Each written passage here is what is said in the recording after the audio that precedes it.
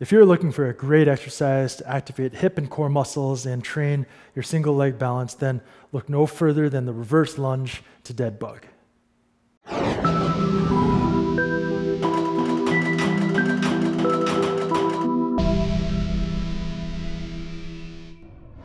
Hey, what's up? Coach E here. And before we get into the reverse lunge standing dead bug, I just wanted to let you know that we'll be posting videos with unique exercises like this more often. So a lot of our previous content here on YouTube has been videos on specific topics like meniscus tears or rotator cuff pain or anything like that. But these techniques are going to be good for everyone to do. So whether you're into getting more mobility or improving your movement longevity, then you're going to want to check out these techniques and learn them and incorporate them into your weekly routine. So if this sounds good to you, to make sure that you get all of these videos that we're going to be releasing once a week or once every other week, then make sure you're subscribed and you hit the little bell for notification so your YouTube lets you know when we've uploaded these techniques. With that said and done, let's get into the reverse lunge to standing dead bug. Okay, so we are going to go through the reverse lunge to standing dead bug. And this technique, I personally use it in my warm-ups because it's a great way to activate a lot of different muscle groups and to work a fundamental movement pattern. So it's a good, efficient, bang for your buck technique to use in warm-ups. Your warm-up isn't like half an hour long, okay? I'm going to talk about how many reps and all that stuff to do for both warm-ups and if you want to use it and for more of a training effect, like you want to improve these specific elements. It's a great technique because we're working so many different muscles. So reverse lunge portion, you're stepping back. On the way up, you're getting glute max, especially, fired up. And on the way down, you're mobilizing hip flexors and quads there, okay? Standing dead bug, we're up here. We're working balance, so waking up those ankles, feet, and all the lateral musculature, glute medius, adductors, all that stuff around the hip that helps you to keep balance. And then on this side, we're firing up hip flexors, specifically iliopsoas, and then the abdominals, because we're pressing into it, rectus abdominis, internal and external obliques. So you can see why I love it. All those muscles are getting activated and fired up for your warm-ups. So let's start off. Technique-wise, reverse lunge, really basic fundamental movement pattern. Stay tall, step back, bring the knee, just brush the ground lightly, and then come back up. So you could start warming up just with reverse lunges before you get into combining the two techniques. From side view, when you step back, make sure that you're not breaking at the hips, okay? If you don't break at the hips, you stay nice and tall, that's when you're going to mobilize through the hip flexors and the quads. If you break the hips here, you're never getting full length of those hip flexors or quads. So staying tall, front foot stays flat, and try to get that knee in front of the toe with the front foot flat. The knee behind the toe like that, that's a myth, okay? The knee is supposed to go in front of the toe. As long as you have requisite range of motion, that's cool, and as long as you can keep the foot flat. So that's the reverse lunge. Standing dead bug, if you've ever done the dead bug on the ground, great core activation exercise. We're just going to stand up and do it.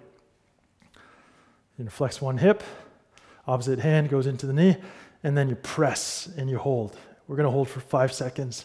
When you're holding, you want to breathe. Stay tall, and this knee stays extended. Not hyper locked out, but soft but extended. Okay, other side. Extended here, flexed here. I'm going to talk about some of the common mistakes afterwards.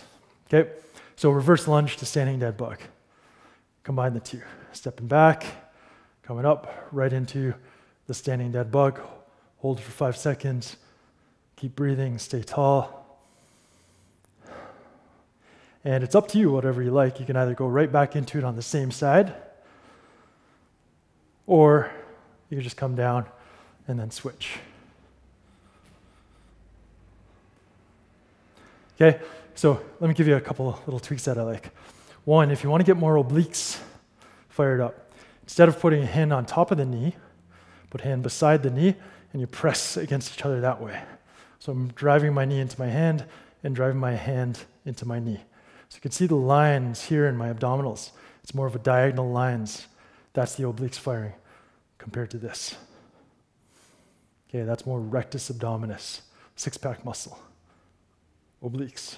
Okay, so you could do a set where you're stepping back, rectus abdominis, hold for 5, and then step back on same side, more oblique focused. Okay, and I like that because then you're just getting a little bit more musculature activated.